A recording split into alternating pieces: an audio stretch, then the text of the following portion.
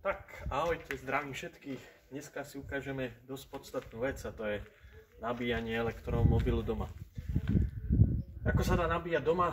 Dá sa v podstate dvoma spôsobmi. Ten prvým, tým úplne najzákladnejší, keď si kúpite elektrické auto, tak dostanete takýto kábel klasický na 220,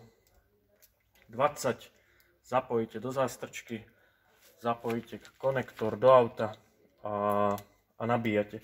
Jeho taká hlavná nevýhoda je, že to nabíjanie trvá dosť dlho, konkrétne u tohto modelu je to aj cez 2 dni, takže naozaj je to dosť dlhé, ale keď taký efektívnejší a inteligentnejší spôsob nabíjania je cez kábel cez 380. Ako vidíte, je to klasický 16 ampérov 5 kolík, čiže do klasickej 5-kolíkovej zástrčky jednoducho zasuniete. Tu sa vám na displeji, počkaj, môžem, poprosím kameru, takto, aby to bolo lepšie vidieť.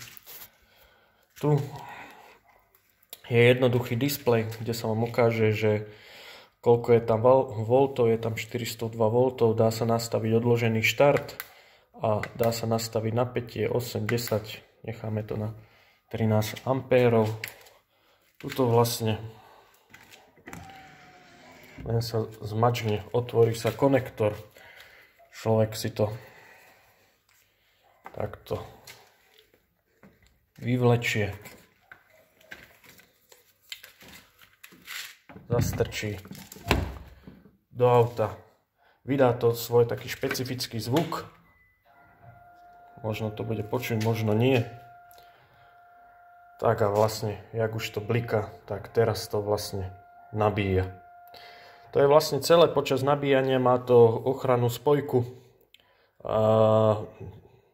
čiže sa to nedá vyťahnuť, áno, ten kábel sa nedá vyťahnuť. Vyťahnuť sa dá až vtedy, keď sa to dobije, alebo sa to dá nastaviť, že keď otvoríte dvere, áno, keď otvoríte auto, tak vtedy sa vám vlastne odomkne aj tento kábel, vtedy ho ľahko vyťahnete, po prípade ešte aj to môžem natočiť. Teraz to už bliká, vidíte, že sa to nabíja.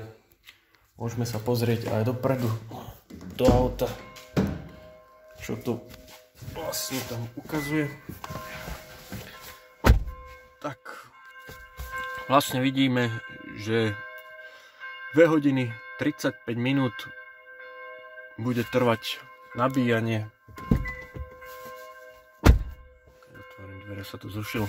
Hej, 2 hodiny 35 minút do 80%, 7,9 kW to nabíja do tých 80%, takže za 2,5 hodiny máme auto nabité z 57% na tých 80%, takže to je